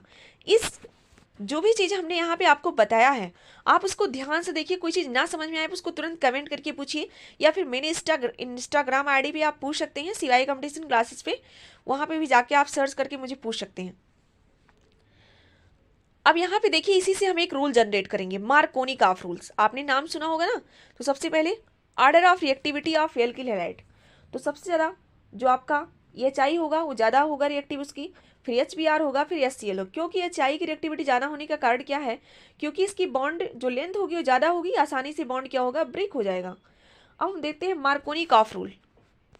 मार्कोनी-काफ रूल क्या कहता है, मार्कोनी-काफ रूल कहता है कि अगर कोई हमारा अनसिमेट्रिकल रिजेंट है और उसकी रिएक्शंस हम उसको ऐड कर रहे हैं अनसिमेट्रिकल एल्कीन के साथ, तो जो पॉजिटिव पार्ट होगा वो becomes attached to double bonded carbon atom which bear the greatest number of hydrogen atoms. देखिए सेटजब में क्या कह रहे थे आप, सेटजब प्रोडक्ट जब आप बना रहे थे तो आप कह रहे थे कि हम बीटा हाइड्रोजन को वहाँ से रिमूव करेंगे जहाँ पे हाइड्रोजन कम होगा। लेकिन मार्कोनी-काफ जस्ट रिवर्स है, जो हाइड्रोजन नेगेटिव पार्ट, जो पॉजिटिव पार्ट है रिजेंट का, वो कह रहा है ऐसे सेंटर पे जाके जुड़ेगा जहां पे नंबर ऑफ हाइड्रोजन्स क्या होंगे, ज़्यादा होंगे। इस तरीके से आप देखिए यहाँ पे जो अभी आपने रिएक्शंस कराया है तो इन दोनों में नंबर ऑफ हाइड्रोजन किस में ज़्यादा थे, यहाँ पे नंबर ऑफ हाइड्रोजन ज़्यादा थे, तो आने वाला हाइड्रोजन भी क्या करके यहीं पे जुड़ेगा। ये मार्कोनी-काफ रूल कहता है। अब देखिए यहाँ पे यही एग्जाम्पल्स आपको दिया जा रहा है कि अगला दिया जा रहा है the addition of HBr to an asymmetrical alkene in the presence of peroxide Na2O2 benzoyl peroxide H2O2, the addition process opposite the Marconi-Kauf rule। अगर कहीं पे कोई भी आपका रिजेंट है अनसिमेट्रिकल और एल्कीन भी आपकी क्या है अनसिमेट्रिकल, और प्रेजेंस किसका दिया हुआ है, पेरोक्साइड का, कोई भी पेरोक्साइड हो सकता है, बेंजोइल पेरोक्साइड हो सकता है, मेटाक्लोरोपरबेंजोइक कोई भी पेरोक्साइड हो सकता है, Na2O2 हो सकता है, H2O2 हो सकता है, कोई भी पेरोक्साइड आप ले रहे हैं तो रिएक्शन जो होगी मार्कोनी-काफ रूल के अपोजिट होगी।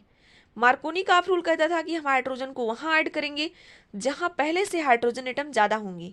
एंटी मार्कोनी-काफ रूल क्या कहेगा, इस रूल्स को आप क्या कहेंगे, एंटी मार्कोनी-काफ रूल कहता है कि हम हाइड्रोजन एटम को वहाँ पे अटैच करेंगे जहाँ पे laser number of hydrogen atoms होंगे। तो इसी रूल्स को क्या कहते हैं, पेरोक्साइड इफेक्ट कहते हैं, अथवा खैरास इफेक्ट कहते हैं, अथवा एंटी मार्कोनी-काफ इफेक्ट कहते हैं। ये सारे एग्जाम्पल्स आपके एग्जाम्स के लिए बहुत बहुत इंपॉर्टेंट है। एवरी ईयर यहाँ से प्रश्न पूछे जाते हैं। कभी कभी आपको पेरोक्साइड के प्रेजेंस में रिएक्शंस दे दिया जाता है और कभी कभी पेरोक्साइड के एब्सेंस में रिएक्शंस दिया जाता है, पूछा जाता है क्या प्रोडक्ट बनेगा। ये चीज़ को सब लोगों को याद रखना है। तो कंडीशन ऑफ एंटी मार्कोनी-काफ रूल, जो एंटी मार्कोनी-काफ रूल है उसकी क्या कंडीशन होनी चाहिए। तो सबसे पहले आप यहाँ पे देखेंगे एंटी मार्कोनी-काफ रूल तभी अप्लाइड होगा जब आपको क्या हो, कोई अनसिमेट्रिकल रिजेंट हो HBr एंड उसके साथ क्या हो, कोई भी पेरोक्साइड हो। पेरोक्साइड के प्रेजेंस में ही आप एंटी मार्कोनी-काफ रूल लगाएंगे। यहाँ पे दिया है Markovnikov and anti Markovnikov rules are only applicable and unsymmetrical alkene. ये सारे तभी एप्लीकेबल होंगे जब हमारी एल्कीन्स क्या होगी, अनसिमेट्रिकल होगी। अब यहाँ पे देखिए, ये कोई आपकी अनसिमेट्रिकल एल्कीन है और अनसिमेट्रिकल रिएजेंट भी है। अब यहाँ से H प्लस मिलेगा पॉजिटिव पार्ट और Br मिलेगा माइनस निगेटिव पार्ट। मार्कोनी काफ रूल क्या कहता है कि हम हाइड्रोजन को वहाँ अटैच करके प्रोडक्ट बनाएंगे जहाँ पे क्या होगा, हाइड्रोजन नंबर ज़्यादा होंगे। तो यही तो एल्कीन है, CH डबल बॉन्ड CH2। तो हाइड्रोजन कहाँ पे ज़्यादा है, यहाँ पे ज़्यादा है।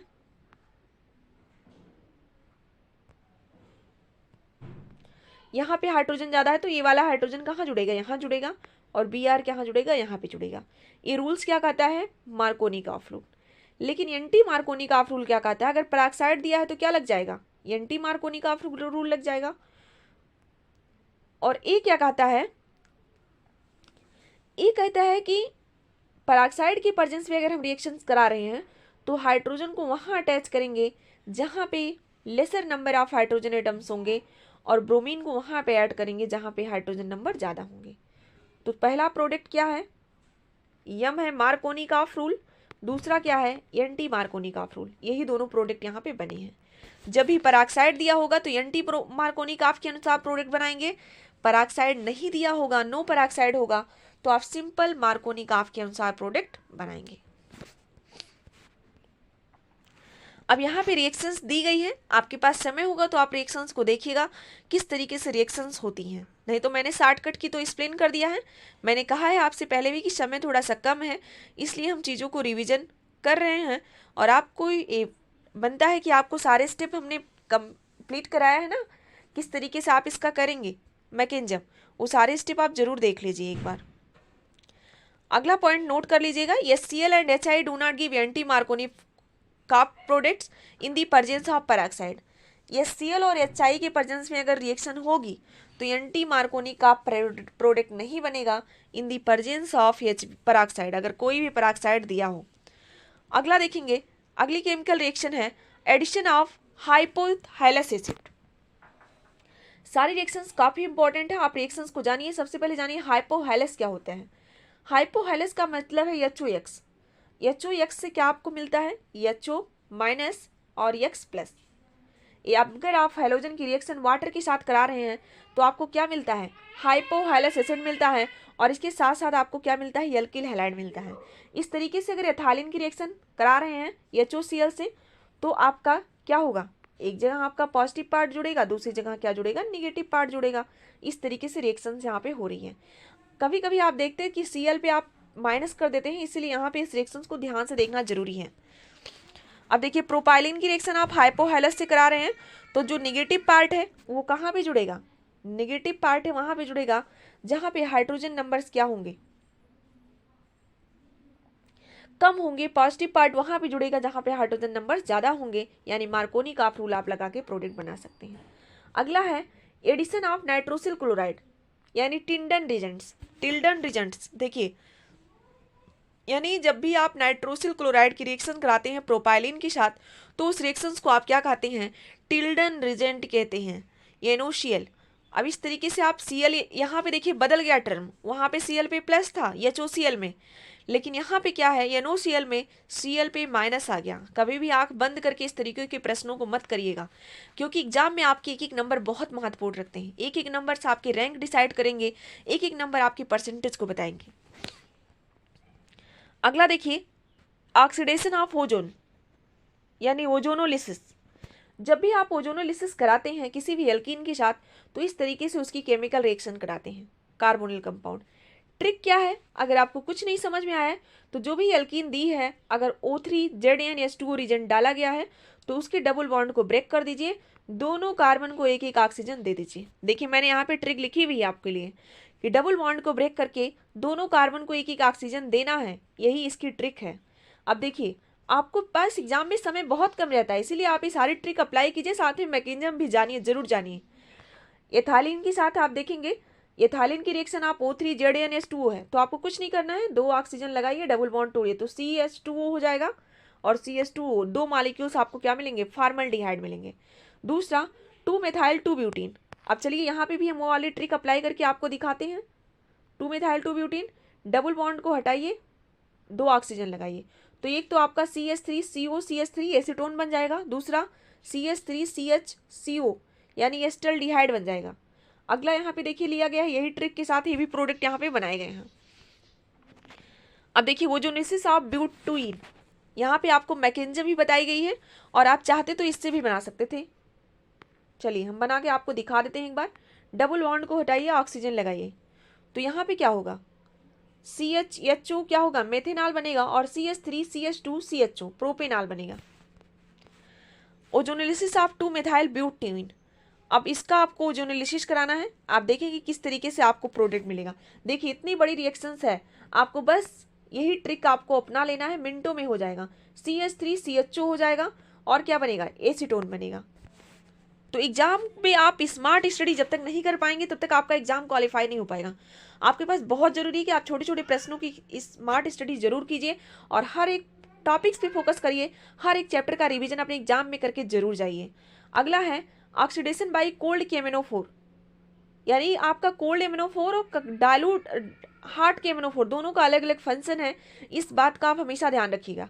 तो यहाँ पे आप नोट करेंगे the addition of hydroxyl group OH एसेस the double bond of alkene is known as hydroxylation. Hydroxylation का मतलब है कि आप डबल बॉन्ड पे OH ग्रुप को क्या कर रहे हैं, ऐड कर रहे हैं कोल्ड डाइल्यूट एल्कली KMNO4 के प्रेजेंस में। तो यहाँ पे आप डबल बॉन्ड के साथ क्या करिए, एक डबल बॉन्ड को हटाइए, 2 OH ग्रुप जोड़ दीजिए अगर आपको KMNO4 कोल्ड मिल रहा है, और ये MnO2 KOH निकल जाएगा। अब इस तरीके से यहाँ पे देखिए आपको H2O वाटर और ऑक्सीजन की प्रेजेंस में जो रिएक्शन हो रही है ना, तो H2O2 बन रहा है, दोनों कार्बन को एक एक दो एक OH ग्रुप मिल जाएगा। अब यही चीज आप यहाँ पे भी देखेंगे, CH3CH double bond CH3 H2O oxygen cold dilute alkali KMNO4, तो क्या बनेगा, प्रोपेन 1,2 डाइयाल बनेगा, जिसे आप प्रोपाइलिन ग्लाइकाल भी कहते हैं। अगला यहाँ पे इसी तरीके से KMNO4 से रिएक्शन हो रही है H2O, तो यहाँ पे देखिए एथाइलिन ग्लाइकाल बनेगा। एक इंपॉर्टेंट पॉइंट लिखा है, in this region KMNO4 is used up, hence the purple colour of KMNO disappears. एक तरीके से आप कह सकते हैं, अगर आप कभी प्रयोगशाला में गए होंगे तो एक आप सेचुरेशन टेस्ट करते हैं, एक अनसेचुरेशन टेस्ट करते हैं, 2 तरीके से टेस्ट करते हैं। अगर किसी भी मॉलिक्यूल्स में आपको डबल बॉन्ड की पहचान करना है, अनसेचुरेशन टेस्ट करना है, तो आप वहाँ पे क्या करिए, KMNO4 डाल दीजिए। अगर KMNO4 का पर्पल कलर डिसअपीयर हो जाए तो मॉलिक्यूल्स में क्या है, एल्कीन्स प्रेजेंट है, डबल बॉन्ड है। तो यहाँ पे यही चीज लिखा है कि KMNO4 is used up, hence the purple colour of KMNO4 disappear. इसलिए क्या होता है, KMNO4 का पर्पल कलर डिसअपीयर हो जाता है। This is used test for identify the presence of a double bond, और इसी टेस्ट को हम किस लिए करते हैं, डबल बॉन्ड की प्रेजेंस के लिए इस टेस्ट को करते हैं, और इसी टेस्ट का नाम क्या है, बॉयर टेस्ट है। इस टेस्ट का नाम क्या है, बॉयर टेस्ट है। अगला पॉइंट हम देखेंगे, डाइंस की तरफ चलेंगे। डाइंस की तरफ अगर हम बात करें डाइंस की, तो एल्कीन्स कंटेनिंग, ऐसी जितनी भी एल्कीन्स हैं, कार्बन कार्बन डबल बॉन्ड्स हैं, कार्बन कार्बन डबल बॉन्ड्स हैं, उसको हम क्या कहते हैं, डाइंस कहते हैं, अथवा एल्का डाइंस कहते हैं। इस डाइंस के बारे में जानने से पहले आपको एक पॉइंट जानना बहुत जरूरी है कि कॉन्जुगेटेड किसे कहते हैं और नॉन कॉन्जुगेटेड किसे कहते हैं। बहुत स्टूडेंट एकदम बेसिक से पढ़ना चाह रहे होंगे, तो बहुत जल्द हमारे पास जब समय बचेगा, जब हम UPPGT की प्रिपरेशन कराएंगे, तो उनको हर एक टर्म का मतलब समझाएंगे। यहाँ पे देखिए डबल सिंगल, अगर ऐसा कहीं अल्टरनेशन मिल रहा है डबल बॉन्ड का, तो उसे कहते हैं conjugated double bond. Non conjugated का मतलब है डबल सिंगल का कोई अल्टरनेशन ना हो, तो उसे नॉन कॉन्जुगेशन कहते हैं, non conjugation system, non conjugated double bond. Cumulated double bond का मतलब क्या है, सारे डबल बॉन्ड एक साथ अगर लगे हैं तो उसे क्या कहेंगे, क्यूमुलेटेड डबल बॉन्ड। अब यहाँ पे देखिए डबल सिंगल तो यानी कॉन्जुगेशन है, डबल सिंगल डबल कॉन्जुगेशन नहीं है। इस तरीके से आप पहचानेंगे। अब देखिए one three butadiene, all the 4 carbon atoms in one three butadiene are sp3 hybridised. अब यहाँ पे देखिए एक पॉइंट है, अगर किसी भी कार्बन के साथ आप देख रहे हैं कि डबल बॉन्ड है ना, तो sp2 होगा यहाँ पे। अब यहाँ पे भी देख रहे हैं तो क्या होगा, sp2 होगा, sp2 हाइब्रिडाइजेशन होगी। इस तरीके से आप देखते हैं, सॉरी sp क्या होगा, sp होगा, इस पे sp2 होगा। अगला हम देखेंगे प्रिपरेशन आप इसका कैसे करेंगे। तो प्रिपरेशन जब भी आप 1,3-ब्यूटाडाइन का करते हैं डाइन का, तो by catalytic hydrogenation of n butene, n butene का कैटालिटिक हाइड्रोजनेशन कब कराते हैं? Cr2O3 और Al2O3 की प्रेजेंस में आप कैटालिटिक हाइड्रोजनेशन कराते हैं और 1,3-ब्यूटाडाइन मिलता है। दूसरा क्या है? By acid catalysed dehydration of one four butane डाइयाल।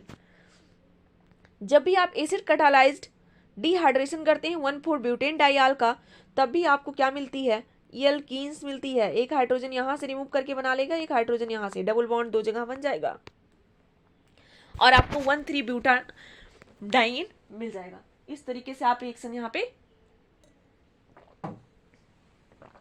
करते हैं। अब हम इसकी कुछ प्रॉपर्टीज देखेंगे। किसकी प्रॉपर्टी? डाइन्स की। अगर आप 1,3-ब्यूटाडाइन की रिएक्शन HBr के साथ कराते हैं तो दो कंडीशन आपकी यहाँ पे बनती है, 1 2 3 4। एक तो कंडीशन है कि आपका 1 और 2 पे एडिशन होगा, 1-2 एडिशन प्रोडक्ट बनेगा। दूसरा कंडीशन क्या कहता है? 1-4 एडिशन है। दो तरीके से आप प्रोडक्ट बनाते हैं। तो यहाँ पे देखिए, अगर 1-2 एडिशन कराएंगे तो इस तरीके से प्रोडक्ट मिलेगा, अगर 1-4 एडिशन कराएंगे तो आपको इस तरीके से प्रोडक्ट मिलेगा। नंबरिंग इधर से भी कर सकते हैं, इधर से भी कर सकते हैं। अगले देखेंगे एडिशन ऑफ हैलोजेंस। जब भी आप एडिशन ऑफ हैलोजेंस करेंगे, अगर आप 1,3-ब्यूटाडाइन की रिएक्शंस करा रहे हैं, किसके साथ करा रहे हैं? हैलोजेंस के साथ करा रहे हैं। जब भी आप 1,3-ब्यूटाडाइन की रिएक्शंस हैलोजन के साथ कराएंगे तो आप सबसे पहला वहाँ पे देखेंगे किस तरीके से आप रिएक्शन डाइन बनाने के लिए करा रहे हैं। आप प्रेजेंस किसका रखेंगे? किसी भी हैलोजेंस का रखेंगे, यानी यहाँ पे क्या करेंगे? 1 मिनट, Br2 करेंगे। जब भी CH1,3-ब्यूटाडाइन रिएक्ट करेगी हैलोजन के साथ तो आपको 1-2 एडिशन प्रोडक्ट देगी, 1-4 देगी, यानी एक बार इन दोनों पे ब्रोमीन लग जाएगा, एक बार इन दोनों पे लग जाएगा। इस तरीके से दो तरीके से आपको प्रोडक्ट मिलेंगे। एडिशन ऑफ हाइड्रोजन, यानी आपको एक चीज़ यहाँ पे पता चल गया है कि जब भी हम डाइन का एडिशन कराते हैं, डाइन के साथ कोई भी रिएक्शंस कराएंगे तो दो ही तरीके से हमें प्रोडक्ट मिलेंगे, एक तो 1-2 एडिशन होता है उसमें, एक तो 1-4 एडिशन होता है। इस चीज़ सब लोगों को याद रखना है। अगला पॉइंट आप देखेंगे पॉलीमराइजेशन। पॉलीमराइजेशन की अगर हम बात करें तो अगर 1,3-ब्यूटाडाइन का आप पॉलीमराइजेशन करा देते हैं तो आपको पॉलीब्यूटाडाइन मिलेगा, यानी ब्यूना रबर मिलेगा। ये आप पॉलीमराइजेशन में बहुत अच्छे से पढ़ेंगे, ब्यूना रबर मिलेगा। अगला रिएक्शन एक बहुत इंपॉर्टेंट रिएक्शन है, आप इस रिएक्शंस को यहाँ पे देखेंगे, वेरी इंपॉर्टेंट रिएक्शंस है। इस रिएक्शंस में अगर हम बात करें तो इस रिएक्शंस को नेम से भी पूछा जाता है, व्हाट इज डील-सल्डर रिएक्शन, अथवा इस तरीके से पूछ सकता है कि अगर हम एल्कीन की रिएक्शंस एल्काइन इस तरीके से करा रहे हैं तो कौन सी रिएक्शंस होगी। तो इसमें आप देख लीजिएगा, this involves the treatment of one three butadiene और any other conjugated diene with an alkene और alkynes, no catalyst is required. तो डील-सल्डर रिएक्शंस में कोई भी कैटालिस्ट नहीं मिलता। अगर आपको मेरी स्पीड बहुत फास्ट लग रही होगी तो प्लीज़ आप उसको वीडियो को थोड़ा सा स्लो स्पीड में देखिएगा, क्योंकि यहाँ पे समय बहुत कम है और हमें आपकी समझ हर एक पॉइंट का रिवीजन कराना है। रिवीजन क्लास है। द एल्कीन्स और alkynes used in Diels Alder reaction is called dienophiles. जो एल्कीन्स और एल्काइंस को हम डील-सल्डर रिएक्शन में यूज करते हैं उसे हम डाइनोफाइल्स कहते हैं अथवा डाइन लवर्स कहते हैं। The product of Diels Alder reaction is called the adduct. जो डील-सल्डर रिएक्शन में आपका प्रोडक्ट बनता है उसे आप क्या कहते हैं? एडक्ट कहते हैं। अब ये देखिए, यहाँ पे क्या है? 1,3-ब्यूटाडाइन है और इसकी रिएक्शन एथाइलिन से हो रही है। इस एथाइलिन को क्या कहेंगे? डाइनोफाइल कहेंगे। जो एल्कीन आप डील-सल्डर रिएक्शन में यूज करते हैं वही डाइनोफाइल होती है और जो ब्यूटाडाइन यूज करते हैं उसे डाइन होती है। 200 डिग्री सेल्सियस पर रिएक्शंस कराएंगे तो एक आपका साइक्लोहेक्सेन बनेगा जो कि एडक्ट होगा। डाइइन्स क्या हो? इस तरीके से देखिए, यही रिएक्शंस नीचे भी लिखी गई है। ए बॉन्ड इधर शिफ्ट होगा, तुरंत ए बॉन्ड इधर शिफ्ट होगा, ए बॉन्ड इधर माइग्रेट होगा और आपको प्रोडक्ट क्या मिलेगा? साइक्लोहेक्सेन मिलेगा। इस तरीके से रिएक्शंस होगी। अब हम चलते हैं, इसके बारे में थोड़ा सा पॉइंट और जान लेंगे। Although the dienophile can be simple alkene, electron attracting group such as cyanide, CHO, COR, COH, COR facilitate the reactions. अगर ये सारे ग्रुप कहीं ले गए हुए मिल रहे हैं डाइइन के साथ तो रिएक्शंस क्या होगी? और फैसिलिटेट करेगी। तो यहाँ पे देखिए, आपको प्रोडक्ट इसी तरीके से, बस आपको क्या कर देना है, यही वाला पॉइंट आपको समझना है। एल्कीन्स और ब्यूटाडाइन के बॉन्ड की शिफ्टिंग आप किस तरीके से करा रहे हैं, बाकी सारी चीज़ें क्या रहेंगी? सेम रहेंगी। अगर कोई ग्रुप है एल्कीन अगर कोई सिस में है तो डील-सेल्डर रिएक्शन के बाद वो सीसी प्रोडक्ट देगा। अगर कोई एल्कीन आप ले रहे हैं वो ट्रांस में है तो डील-सेल्डर के बाद वो क्या होगी, ट्रांस एल्कीन ही मिलेगी। प्रोडक्ट में भी ट्रांस एल्कीन लगा रहेगा, ऐसा नहीं कि सिस है तो ट्रांस में हो जाएगा, ट्रांस है उसमें कोई चेंजिंग नहीं होगी।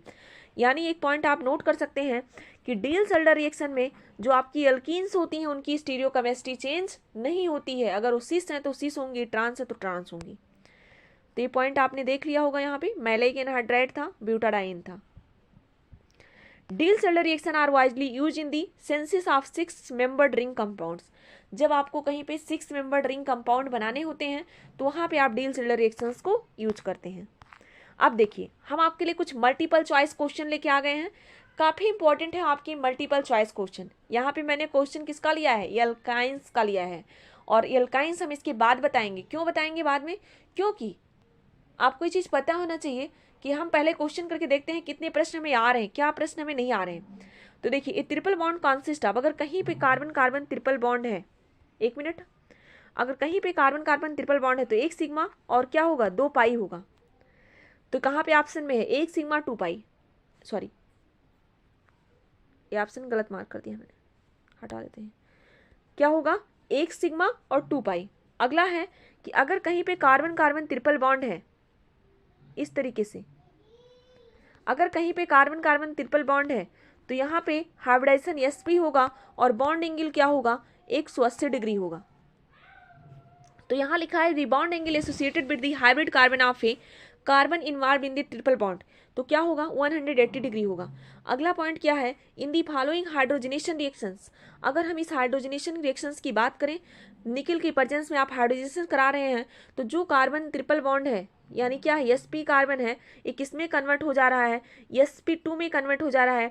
फर्दर आप हाइड्रोजनेशन करा दे जा रहे हैं तो एक डबल बॉन्ड था वो भी हट गया तो किस में कन्वर्ट हो जा रहा है, sp3 में कन्वर्ट हो जा रहा है। यानी sp sp2 sp3, इस तरीके से आपको पता चला कहीं सारे कार्बन बॉन्ड अगर सिंगल हैं तो क्या होगा, sp3 हाइब्रिडाइजेशन होगा। कहीं कार्बन कार्बन डबल बॉन्ड है तो sp2 हाइब्रिडाइजेशन होगा। कहीं पे कार्बन कार्बन अगर ट्रिपल बॉन्ड है तो sp हाइब्रिडाइजेशन होगा। तो यहाँ पे आप इस पॉइंट को देखेंगे क्या लिखा है, sp sp2 sp3, option B क्या होगा, राइट आंसर होगा। अगला प्रश्न देखेंगे, यहाँ पे क्या पूछा जा रहा है, which of the following hydrocarbon has acidic hydrocarbon. तो एसिडिक हाइड्रोकार्बन वो क्या हाइड्रोकार्बन होगा जो अपना H+ आसानी से रिलीज कर दे। और ऐसे होंगे जो आपके क्या होंगे, टर्मिनल होंगे, टर्मिनल हाइड्रोकार्बन्स होंगे, टर्मिनल एल्कीन्स जो होंगी। तो जब भी आप रिएक्शंस कराते हैं 1 ब्यूटाइंस की तो आपका एसिडिक हाइड्रोजन वहाँ से मिलता है। अगला प्रश्न देखिए, लिंड-लार कैटालिस्ट, अभी तो मैंने आपको बताया ना लिंड-लार कैटालिस्ट और कौन सा, बर्च रिडक्शन। तो लिंड-लार कैटालिस्ट में क्या होता है, PDBSO4 इन क्यूनोलिन, ये क्या होता है, ऑप्शन बी क्या होगा, राइट आंसर होगा। अगला प्रश्न है, a higher reactivity of alkene और alkyne as compare to alkanes, जो एल्केन और एल्काइंस हैं उनकी हायर रिएक्टिविटी का कारण क्या है, उनका पाई बॉन्ड, जो उनके पास पाई बॉन्ड है। तो आपका आंसर क्या होगा, राइट आंसर पाई बॉन्ड्स। अब हम चलते हैं अगले प्रश्न की तरफ। आज का हमारा अगला प्रश्न है, which of the following statements about alkenes and alkynes is correct. Alkene और एल्काइंस की प्रेजेंस में कौन सा स्टेटमेंट आपका करेक्ट है।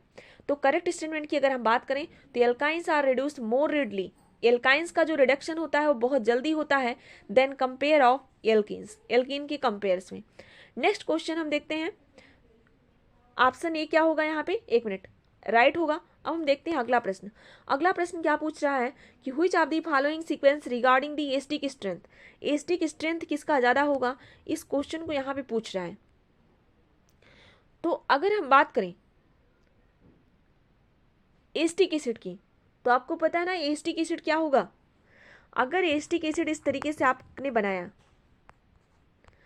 H+ आपका आसानी से निकल गया और ये फर्दर क्या है, यहाँ पे रेजोनेंस स्टेबलाइज हो जाएगा, इसकी स्टेबिलिटी ज़्यादा होगी। फिर क्या है CH3 CH2OH, यहाँ से आप प्रोटॉन्स निकाल सकते हैं, एसिड क्या बनेगा, CH2- बनेगा। तो ऑर्डर ऑफ एसिडिटी अगर बात करें तो एसिटिक एसिड सबसे ज़्यादा एसिडिक होगा। और फिर आपका क्या होगा, एथाइल अल्कोहल होगा, फिर आपका एसिटिलीन होगा। ये आपका एसिडिटी का ऑर्डर है। अगला रिएक्शन पूछ रहा है 1,2 dichloroethane react with excess of NaNH2। 1,2 dichloro, अगर हम एथेन की बात करें अगला प्रश्न हम देखते हैं, प्रोपाइन इज फॉर्म्ड बाई, जो प्रोपाइन आप बनाते हैं वो फॉर्म होता है reaction of sodium acetylene with methyl chloride. अगर आप सोडियम एसाइटिलीन की रिएक्शन मेथाइल क्लोराइड के साथ कराएंगे तो आपको क्या मिल जाएगा, प्रोपाइलिन मिल जाएगा। अगला दिया है क्वेश्चन नंबर 11, आप देखेंगे यहाँ पे क्वेश्चन नंबर 11 क्या कहता है, which of the following compound on hydrolysis gives acetylene. कौन सा ऐसा कंपाउंड है अगर जिसका आप हाइड्रोलिसिस करेंगे तो आपको एसिटिलीन मिल जाएगा। तो कैल्शियम कार्बाइड के साथ अगर आप ऐसा करते हैं तो आपको मिल जाएगा एसाइटिलीन। अगला कंपाउंड है which of the following compound on hydrolysis give propylene. किसका अब आप हाइड्रोलिसिस कराएंगे कि आपको प्रोपाइलिन मिल जाए, तो उसके लिए जो कंपाउंड होगा Al4C3। Al4C3 की जब आप रिएक्शंस कराएंगे तो उसके साथ आपको क्या मिलेगा, प्रोपाइन मिलेगा। अब हम चलते हैं अगले प्रश्न की तरफ। अगला प्रश्न कहता है which of the following compound be decolourise dilute cold KMnO4 decolorization bromine water and gives a white precipitate with ammonical AgNO3। आप इस प्रश्न को एकदम ध्यान से पढ़ेंगे। पूछ रहा है कि एक decolourise dilute KMnO4 decolourise bromine water, इन सब को क्या कर रहा है, डीकलराइज कर रहा है और एक व्हाइट प्रेसिपिटेट दे रहा है अमोनिकल AgNO3 सोल्यूशन के साथ। तो कंपाउंड आपका क्या होगा, 1-हेक्साइन होगा। अगला प्रश्न देखेंगे, एथाइलिन और एस्टाइलिन can be distinguished by using. जो एथाइलिन और एस्टाइलिन है इसको आप कैसे डिस्टिंग्विश करेंगे एक दूसरे से, तो आप इसके लिए क्या करा दीजिए, टॉलन रिएजेंट से रिएक्शंस करा दीजिए। दोनों में क्या करिए, टॉलन रिएजेंट से रिएक्शंस करा दीजिए। तो आप इन दोनों में विभेद कर लेंगे, एथाइलिन में और एस्टाइलिन में। अगला प्रश्न हम देखेंगे, one butyne can be distinguish from 2 butyne. 1 butyne को 2 ब्यूटाइन को एक दूसरे से डिस्टिंग्विश करना है तो उसके लिए भी आपको क्या करना है, टॉलन रिएजेंट की रिएक्शंस कराना है। आगे हम देखेंगे टॉलन रिएजेंट क्या होता है, फेलिंग सॉल्यूशंस क्या होते हैं, इन सब का क्या इंपॉर्टेंस है। अगला देखेंगे, 1 ब्यूटाइन रिएक्ट विथ, 1 ब्यूटाइन किससे रिएक्शंस करता है, तो NaNH2 से भी कर सकता है, डाइल्यूट H2SO4 से कर सकता है, HBr से भी कर सकता है, यानी ऑप्शन डी क्या होगा, करेक्ट ऑप्शन होगा। अब हम चलते हैं अगले प्रश्नों की तरफ। ये सारे प्रश्न आपके एग्जाम्स के लिए बहुत इंपॉर्टेंट है, हर एक प्रश्न का बहुत इंपॉर्टेंस है, आप सभी प्रश्नों को जरूर देखें। Propyne can be converted to propene, यानी आपको इसमें क्या करना है, ट्रिपल बॉन्ड को किस में कन्वर्ट करना है, डबल बॉन्ड में। तो क्या है, propyne can be converted to propene by using, तो आप क्या करते हैं, H2+ लिंडार कैटालिस्ट को यूज कर दीजिए तो एल्काइन एल्कीन में कन्वर्ट हो जाएगी। तो इसके लिए आपका ऑप्शन फर्स्ट राइट आंसर होगा। अगला प्रश्न हम देखते हैं, 2 butyne undergo acetic hydrogenation in the presence of Lindlar catalyst to give, यानी यहाँ पे रिएक्शंस आप 2 ब्यूटाइन बना के देखेंगे तो जो 2 ब्यूटाइन आपकी होगी, कैटालिटिक हाइड्रोजनेशन आप कराते हैं निकल के प्रेजेंस में, इन दी आपको यहाँ पे लेकिन लिंडार कैटालिस्ट के प्रेजेंस में कराना है तो आपको क्या मिलेगा, 2 ब्यूटीन मिल जाएगा। यानी जो डबल बॉन्ड है किसमें कन्वर्ट, ट्रिपल बॉन्ड किसमें कन्वर्ट हो जाएगा, डबल बॉन्ड में। ये आप हमेशा याद रखिएगा लिंडार कैटालिस्ट के साथ, और लिंडार कैटालिस्ट में हमेशा आपको सिस एल्कीन मिलती है, इस बात का ध्यान रखेंगे। Addition of 2 mole of HCl to propyne, जब भी आप प्रोपाइन के साथ HCl का 2 मोल्स एडिशन कराते हैं तो आपको प्रोडक्ट क्या मिलता है, 2 डाइक्लोरोप्रोपेन। नेक्स्ट क्वेश्चन आप देखेंगे, propyne react with aqueous H2SO4 in the presence of HgSO4 to form. जब भी प्रोपाइन का रिएक्शंस होता है इक्वस H2SO4 के साथ in the presence of HgSO4 to form, तो क्या मिलता है, आपको एसीटोन मिलता है। नेक्स्ट प्रश्न क्या है यहाँ पे, अगला प्रश्न आप देखेंगे, एस्टाइलिन रिएक्ट विथ, यहाँ पे थोड़ा सा आपको हो सकता है विजिबिलिटी में प्रॉब्लम हो, 1 मिनट। अगला प्रश्न देखेंगे, which alkyne yield propionic acid as the only product upon treatment with ozone followed by hydrolysis. तो आपको यहाँ पे क्या करना है, मैंने ओजोन रिएक्शंस कराने के लिए आपको आगे ट्रिक बताई है, उससे जब आप कराएंगे तो जब भी आप ओजोन रिएक्शंस कराएंगे तो आपको इसमें क्या मिलेगा, 3-हेक्साइन के साथ कराएंगे तो आपको प्रोडक्ट मिल जाएगा। अगला रिएक्शन देखेंगे, when acetylene is pass through, यानी एस्टाइलिन का आपको स्ट्रक्चर सबसे पहले पता होना चाहिए। आप स्ट्रक्चर्स बना के यहाँ पे देखेंगे। अब इसको हम पास कर रहे हैं हॉट आयरन ट्यूब के साथ at 400 degree Celsius, 400 degree Celsius. तो आपको जो प्रोडक्ट मिल रहा है वो बेंजीन मिल रहा है। काफ़ी इंपॉर्टेंट रिएक्शन है, इसको मार्क करिए, वेरी वेरी इंपॉर्टेंट। जब भी आप एस्टाइलिन के 3 मॉलिक्यूल्स लेते हैं उसको क्या करते हैं, हॉट आयरन ट्यूब के साथ 400 डिग्री 3 मॉलिक्यूल्स एस्टाइलिन का यहाँ पे यूज करते हैं। कभी कभी ऐसा भी प्रश्न आता है कि कितने मॉलिक्यूल्स लेते हैं, तो वहाँ पे आपको बेंजीन मिलती है। अगला प्रश्न आप यहाँ पे देखेंगे, when propyne is pass through hot iron tube, अगर हम यहाँ पे क्या करें, प्रोपाइंस को ले लें तो हमें जो प्रोडक्ट मिलता है वो मेस्टाइलिन मिलता है। जो भी आपको प्रोडक्ट मिलता है वो क्या मिलता है, मेस्टाइलिन मिलता है। तो आप एक बार मेस्टाइलिन का स्ट्रक्चर आप जरूर देखेंगे कि मेस्टाइलिन का स्ट्रक्चर किस तरीके से आप बनाते हैं। अगला है द मोनोमर ऑफ नियोप्रिन। जो नियोप्रिन का मोनोमर होता है क्या होता है, क्लोरोप्रिन। तो याद रखिएगा नियोप्रिन का जो मोनोमर होता है वो क्लोरोप्रिन होता है। अगला प्रश्न देखिए, यहाँ पे थोड़ा सा टिपिकल दिया है, लेकिन अगर आप इसको बहुत अच्छे से करेंगे तो समझ जाएंगे। ए compound C4H6 react with bromine and form a white precipitate with ammonical silver nitrate solution. It react with dilute H2SO4 in the presence of mercuric sulfate to form butanone. The compound could be, तो ये compound 1-ब्यूटाइन हो सकता है।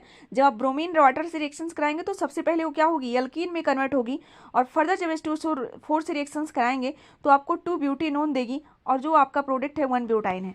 अगला reactions यहाँ पे हम देखते हैं, एल्कीन्स के कुछ क्वेश्चन देखते हैं। एल्कीन के the carbon atom involve in the double bond, अगर कार्बन एटम में कहीं कहीं डबल बॉन्ड है तो हाइब्रिडाइजेशन वहाँ पे क्या होगा, sp2 होगा। आगे मैंने इसको बताया है। Which of the following compound will show geometrical isomerism. तो अगर ज्योमेट्रिकल आइसोमेरिज्म की बात करें तो अगर आप 2-ब्यूटीन है और इसका 1-ब्यूटीन भी बना देंगे तो ज्योमेट्रिकल आइसोमेरिज्म बनेगा।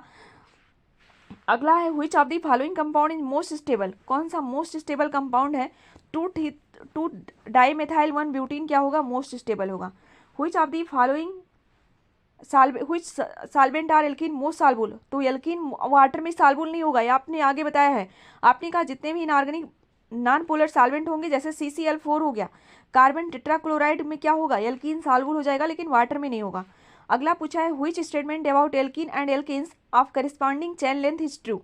एल्कीन और एल्केन्स के कंपेयर में अगर हम बात करें तो कौन सी चेन लेंथ ट्रू होगी।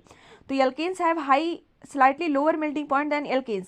तो एल्कीन्स जो होती है उनकी जो मेल्टिंग पॉइंट होती है स्लाइटली क्या होती है, लोअर होती है देन एल्कीन्स। अगला है alkenes have slightly higher melting point than alkanes. अगला है alkenes have higher boiling point than alkanes. तो ऑप्शन फर्स्ट और थर्ड क्या होगा, यहाँ पे राइट आंसर होगा। आप इस आंसर को देखेंगे। अगला प्रश्न पूछा which do the melting point of trans isomers compare to the cis isomers. यानी सिस और ट्रांस में आपको करना है। तो जो ट्रांस आइसोमर्स होते हैं उसकी मेल्टिंग पॉइंट क्या होती है, ज़्यादा होती है, हमेशा याद रखिएगा। और सिस का क्या होता है, बॉइलिंग पॉइंट ज़्यादा होता है और पोलरिटी ज़्यादा होती है। और मेल्टिंग पॉइंट की बात करें तो ट्रांस का मेल्टिंग पॉइंट ज़्यादा होता है। अगला प्रश्न पूछा है why do trans isomer of alkenes have lower boiling point than cis. देखिए यही चीज़ मैंने आगे बताया आपको कि जो सिस आइसोमर्स होते हैं उनका बॉइलिंग पॉइंट ज़्यादा होता है, ट्रांस का थोड़ा सा कम होता है। इसका कारण क्या है कि जो ट्रांस होते हैं वो लेस पोलर होते हैं, क्योंकि मैंने आगे बताया कि सिस की पोलरिटी ज़्यादा होती है, तो ट्रांस की पोलरिटी लेस होती है आइसोमर्स में ट्रांस एल्कीन की, इसीलिए इसकी जो बॉइलिंग पॉइंट होती है थोड़ा सा लोअर होती है। अगला दिया है the major product on acid catalyse dehydration of three pentanol. तो सबसे पहले आपको स्ट्रक्चर जानना बहुत जरूरी है। तो अगर आप इस तरीके से बना रहे हैं CHOH CH2 CH3, तो इधर से हम नंबरिंग कर देते हैं, नहीं तो आपको कन्फ्यूजन होगी। चलो 1 2 3 4 5 इस तरीके से अगर आप नंबरिंग करते हैं तो जब भी आप इसका कराएंगे तो आपको हाइड्रोलिसिस के दौरान कोई ना कोई एल्कीन मिलेगी। तो जो भी आपको एल्कीन मिलेगी उसका नाम क्या होगा, 2-पेंटीन। तो देखिएगा 1 2 3 4 5, तो 2 पे क्या है, डबल बॉन्ड है, तो इसे क्या बोलेंगे, 2-पेंटीन। तो इस तरीके से अगर आपको पता है तो बहुत अच्छे से आंसर कर ले जाएंगे। Ethylene is obtained from ethyl bromide. आपको एथाइल ब्रोमाइड है यानी फार्मूला आपको पता होना चाहिए CH3CH2Br। एथाइलिन ब्रोमाइड की रिएक्शंस आप कैसे कराओगे, जब आपको एथाइलिन लेना होगा तो इसके लिए आप क्या करिए, सिंपल हीटिंग करा दीजिए, तब भी आपको मिल जाएगा। सिंपल हीटिंग कराएंगे, डीहाइड्रोहैलोजिनेशन सबसे बेस्ट रिएक्शन है इसके लिए, डीहाइड्रोहैलोजिनेशन। अगला लिखा है dehydrohalogenation of two bromobutane with alcoholic KOH gives mainly. तो जब आप 2-ब्रोमोब्यूटेन का एल्कोहलिक KOH के साथ कराएंगे डीहाइड्रोहैलोजिनेशन तो आपको प्रोडक्ट मिलेगा 2-ब्यूटीन। अगला प्रश्न 11 नंबर देखेंगे, in the reaction of propene with HCl H+ ion acts as the. जब भी आप रिएक्शंस प्रोपीन का कराते हैं HCl के साथ तो H+ आयन कैसे एक्ट करता है, इलेक्ट्रोफाइल के जैसे। ऑप्शन फर्स्ट क्या होगा, राइट आंसर होगा। अगला क्वेश्चन है when bromine attack the double bond in propene which of the following ions is formed in the first stage of attack. तो सबसे पहले हम देखेंगे तो ऑप्शन नंबर जो फर्स्ट होगा क्या होगा, राइट आंसर होगा। कार्बोकेटायन जनरेट हो गया हमें इस ए वाला। अगला प्रश्न है, in the reaction of ethylene with H2O in the presence of sulphuric acid which one adds across the double bond first. देखो पूछ रहा है कि जब भी हम रिएक्शंस कराते हैं एथालीन का किसकी प्रेजेंस में कराते हैं, वाटर के प्रेजेंस में कराते हैं, तो सबसे पहले आपका कौन जुड़ता है, तो H+ सबसे पहले जुड़ता है। क्वेश्चन पूछा है कि why does H+ on attacking carbon carbon double bond add to the carbon with least number of substituent. ऐसा क्यों करता है कि जो H+ अटैक करता है कार्बन कार्बन डबल बॉन्ड पे, तो least number of carbon atom पे क्यों करता है, क्योंकि वहां से उसको एक मोर स्टेबल कार्बोनियम आयन का जनरेशन होता है। यही आपका मार्कोनिकॉफ रूल भी कहता है कि हम वहां पे हाइड्रोजन्स लगाएंगे, वहां पे पॉजिटिव पार्ट लगाएंगे जहां पे लेसर नंबर ऑफ इस हेड्स-अप रूल यही कहता है। तो ये क्या होगा, आंसर डी होगा। अगला प्रश्न देखेंगे, propene react with bromine to form one two dibromopropane. जब भी प्रोपीन रिएक्ट करेगा 1,2-डाइब्रोमोप्रोपेन के साथ, वैसे यहाँ पे तो मुझे एक्सप्लेनेशन बहुत देना चाहिए था लेकिन यहाँ पे समय बहुत कम है, इस बात का आप लोग विशेष ध्यान रखें। तो प्रोपीन जब भी रिएक्ट करेगा with bromine to form one two dibromopropane, this is an examples of. तो एग्जाम्पल्स किसका है, इलेक्ट्रोफिलिक एडिशन रिएक्शंस का है। अगला देखिए कितना अच्छा प्रश्न है, बहुत बहुत इंपॉर्टेंट है, नोट कर लीजिएगा इसको। बेयर रिजेंट किसे कहते हैं, तो dilute KMnO4 is called the Baeyer regent.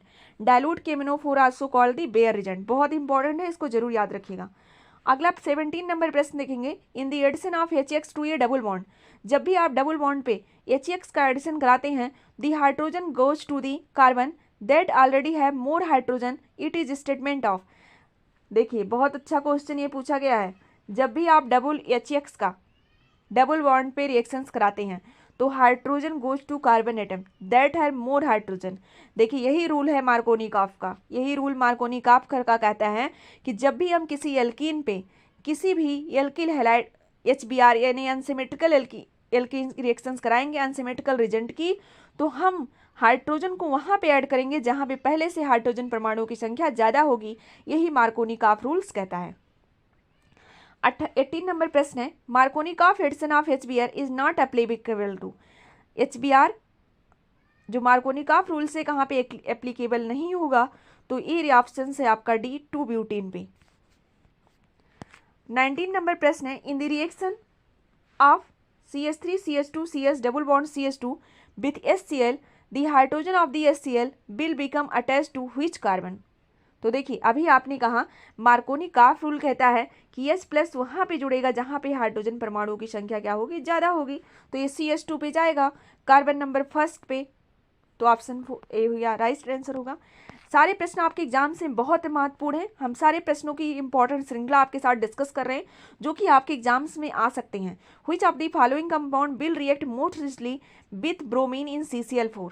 कौन सा ये ब्रोमीन के साथ रिएक्ट करेगा, तो आपकी क्या होगी, ये एल्कीन्स होगी। The disappear of the purple colour of KMnO4 is its reaction with alkene. इसे कौन सा टेस्ट कहते हैं, तो पेयर टेस्ट है। Which of the following will be negative test when treated with bromine in carbon tetrachloride. तो क्या होगा, कौन सा इसमें क्या करेगा, नेगेटिव टेस्ट देगा जब ट्रीट करेंगे ब्रोमीन को कार्बन टेट्राक्लोराइड के साथ, तो क्या होगा, ब्यूटेन देगा। अगला है, एथालीन रिएक्ट विथ HI। जब भी एथालीन रिएक्ट करता है HI के साथ तो क्या मिलता है, वो मिलता है आयोडोएथेन, उसे आपको क्या मिलता है, आयोडोएथेन मिलता है। अगला प्रश्न है, which of the following reagent will react with propene. कौन सा ऐसा रिजेंट है जो प्रोपीन के साथ रिएक्ट करेगा, तो आपका क्या है, हॉट एल्कलाइन KMnO4। 25 नंबर प्रश्न की तरफ हम चलते हैं। Which of the following compound have zero dipole moment. तो जीरो डायपोल मोमेंट किसका होगा, तो ट्रांस ने अभी आपने कहा ना कि ट्रांस में क्या होता है, सिमेट्रिकल होता है, तो यहाँ पे क्या होगा, ट्रांस में डायपोल मोमेंट जीरो हो जाएगा। अगला प्रश्न हम देखते हैं 26 number, methyl propene react with HBr to give two methyl propene. तो क्या करिए, CH3CH डबल बॉन्ड CH2, यहाँ पे क्या जोड़ दीजिए, CH3, 2 मेथाइल प्रोपीन बन गया। इसकी रिएक्शन किससे कराना है, HBr से कराना है। मार्कोनिकॉफ रूल कहता है हाइड्रोजन को वहाँ ऐड करेंगे जहाँ पे क्या ज़्यादा होगा, हाइड्रोजन परमाणु, हाइड्रोजन नंबर ज़्यादा होंगे इस तरीके से, तो क्या बनेगा, 2 2 ब्रोमोब्यूटेन, और ये ब्रोमीन कहाँ पे जुड़ेगा, इस वाले कार्बन पे, तो 2 ब्रोमोब्यूटेन बनेगा। ऑप्शन सी राइट आंसर होगा। अगला प्रश्न है which of the following alkene react with HBr। आप सारे प्रश्नों को देखिए और उसको खुद से बैठ के सॉल्व कीजिए। Which of the following alkene react with HBr in the presence of a peroxide to give anti Markovnikov product. कौन सी एल्कीन ऐसी है जो कि जब आप पेरोक्साइड के साथ रिएक्शन कराएंगे तो एंटी मार्कोनिकॉफ प्रोडक्ट देगी, तो वो होगा आपका क्या, 2 ब्यूटीन। ऑप्शन फर्स्ट क्या होगा राइट आंसर। अगला प्रश्न है propene react with HBr in the presence of a peroxide. जब भी प्रोपीन रिएक्ट करेगी HBr के साथ in the presence of a peroxide तो आपको प्रोडक्ट क्या मिलेगा। जब भी पेरोक्साइड की बात आए तो हमेशा याद रखिएगा कि ये रिएक्शंस कौन सी होगी, एंटी मार्कोनिकॉफ रूल होगी। तो इसका हम देख लेते हैं। CH3 CH2 double bond CH2, यहाँ से एक कार्बन हमें इरेज करना पड़ेगा। हाँ, तो ये चीज आप यहाँ पे देख सकते हैं। चलो हम फिर से यहाँ पे लिख देते हैं प्रोपीन का CH3 CH double bond CH3, यही है। इसकी रिएक्शन आपको HBr के साथ कराना है और किसका प्रेजेंस रखना है, पेरोक्साइड का। पेरोक्साइड का मतलब है क्या, anti Markovnikov rule. Anti Markovnikov क्या कहता है कि हम हाइड्रोजन को वहाँ पे ऐड करेंगे जहाँ पे लेस नंबर ऑफ हाइड्रोजन होंगे। ए से एल याद कर, एल याद करिए, NT कहाँ जाएगा, लेस हाइड्रोजन पे, तो और ब्रोमीन कहाँ जाएगा, यहाँ पे जाएगा। तो प्रोडक्ट क्या बनेगा, CH3 CH2 CH2 Br 1 2 3 1 bromopropane बनेगा। 1 ब्रोमोप्रोपेन, देखिए कहीं ऑप्शन मिल रहा है आपको, जिसे क्या कहते हैं, एन प्रोपाइल ब्रोमाइड, इसे एन प्रोपाइल ब्रोमाइड भी कहते हैं। तो ऑप्शन फर्स्ट क्या होगा, राइट आंसर होगा। अगला प्रश्न है 2 methyl propene react with HBr in the presence of peroxide to give. तो क्या आपको मिलेगा, प्राइमरी एल्किल ब्रोमाइड मिलेगी। ये सारे प्रश्न आप जरूर सॉल्व कीजिए, आपको सारे नोट्स भी मिले हुए हैं। 2 methyl 2 butene react with HBr in the presence of peroxide to give a primary alkyl bromide। अगला प्रश्न 32 नंबर है, hydration of 2 methyl 1 propene with H2O H2SO4 gives। तो क्या आपको मिलेगा, CH3 3COH। तो ऑप्शन बी क्या होगा, राइट आंसर होगा। अगला प्रश्न हम देखेंगे, a compound react with steam in the presence of concentrated H2SO4 to give isopropyl alcohol. तो एक कंपाउंड है वो रिएक्ट कर रहा है स्टीम के साथ in the presence of concentrated H2SO4 to give isopropyl alcohol. तो कंपाउंड आपका कौन सा होगा, एल्कीन होगा। नेक्स्ट प्रश्न है, propene react with Cl2 in H2O। Propene react कर रहा है Cl2 के साथ इन प्रेजेंस ऑफ H2O, तो आपको क्या मिलेगा, 1 क्लोरो 2 प्रोपेनॉल मिलेगा। अगला प्रश्न देखते हैं। अगला प्रश्न क्या है, 1 bromine react with Cl2 in H2O। 1 butene react करेगा Cl2 के साथ in the presence of water, तो आपको मिलेगा 1 क्लोरो 2 ब्यूटानॉल। अगला प्रश्न हम देखेंगे, catalytic hydrogenation of 3 methyl 1 butene gives 2 methyl butane. अगला नंबर प्रश्न देखते हैं, which of the following alkenes give only acetic acid on oxidation with hard concentrated KMnO4। कौन सी ऐसी एल्कीन्स है जो केवल एसिटिक एसिड देगी on oxidation with hard concentrated KMnO4। तो आपका क्या होगा, प्रोपीन होगा, क्योंकि जब आप हार्ड KMnO4 से रिएक्शंस कराते हैं तो आप देखते हैं कार्बन नंबर भी कभी कभी कम हो जाते हैं, लेस हो जाते हैं, तो ऐसा कार्बन आपको चूज करना है। 38 नंबर देखेंगे, which of the following compound will only give acetaldehyde on ozonolysis. तो आप सबका स्ट्रक्चर्स बनाइए, मैंने ओजोनोलिसिस की आपको टिक समझाई हुई है, उससे करेंगे तो आपको राइट आंसर सी मिलेगा। Which of the following alkene give a mixture of acetone and formaldehyde on ozonolysis. तो आप बना के जब देखेंगे तो आपका जो 2 मेथाइल प्रोपीन होगा, जब आप उसके रिएक्शंस कराएंगे तो मिलेगा आपको ओजोनोलिसिस के दौरान एस्टोन एंड फॉर्माल्डिहाइड। अगला प्रश्न है, which of the following alkene will give a mixture of acetone and acetaldehyde on ozonolysis. Ozonolysis आपके एग्जाम्स की अगर हम बात करें तो वेरी वेरी इंपॉर्टेंट है, ओजोनोलिसिस तो जरूर पढ़ के जाइएगा। लास्ट में हम कुछ इंपॉर्टेंट पॉइंट जरूर बताएंगे जो कि आपके एग्जाम्स के लिए बहुत बेनिफिशियल होंगे। Which of the following alkenes will give a mixture of acetone and acetaldehyde on ozonolysis. तो ऑप्शन इसका क्या होगा, सेकेंड 2 मेथाइल 2 ब्यूटीन क्या होगा, राइट आंसर होगा। अगला प्रश्न है, a hydrocarbon C6H12 on ozonolysis gives only 1 product which does not give silver mirror with Tollens reagent. तो क्या होगा 2,3 डाइमेथाइल 2 ब्यूटीन। क्वेश्चन नंबर 42 क्या है, combustion of N alkene with sufficient oxygen will produce. तो क्या मतलब है इसका, क्या प्रोड्यूस करता है, कार्बन डाइऑक्साइड एंड वाटर। अगला प्रश्न है 1,2 ब्यूटाडाइन। अभी मैंने आपको बताया था ना 1,2 ब्यूटाडाइन, जब भी आप बताएंगे तो 1,2 ब्यूटाडाइन क्या होता है, कार्बन इसमें sp sp2 sp3 hybridised carbon atom, ये सारे कार्बन आपको मिलेंगे। यहाँ भी पूछ रहा है नंबर ऑफ सिग्मा बॉन्ड कितने होंगे। तो देखिए जब भी आपको सिग्मा बॉन्ड बताना होगा तो इस स्ट्रक्चर को क्या करना होगा, ओपन करके लिखना होगा इस तरीके से।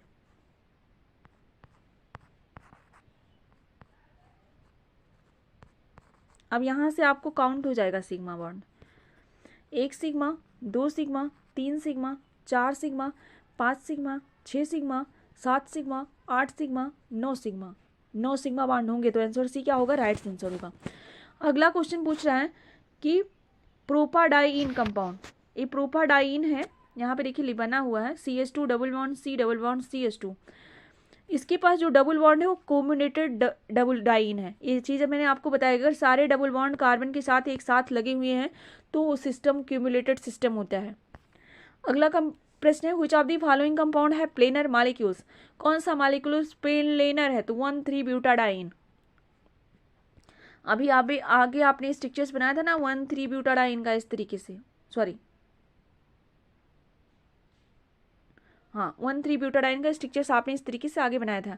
Which of the following molecular formula will correspond to an alkene with 2 double bonds, तो इसमें देखेंगे C6H10 होगा।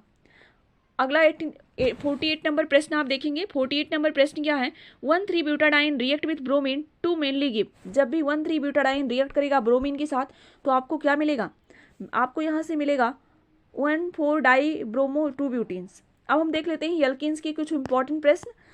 अब आपको बहुत कम ही चीज़ें को देखना है।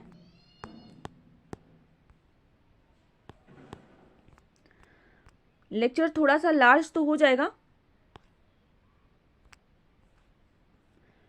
नहीं तो एल्कीन्स की रिवीजन, एल्काइंस का रिवीजन क्लास कल हम देखेंगे, ठीक है, नहीं तो वीडियो बहुत आपका लार्ज हो जाएगा।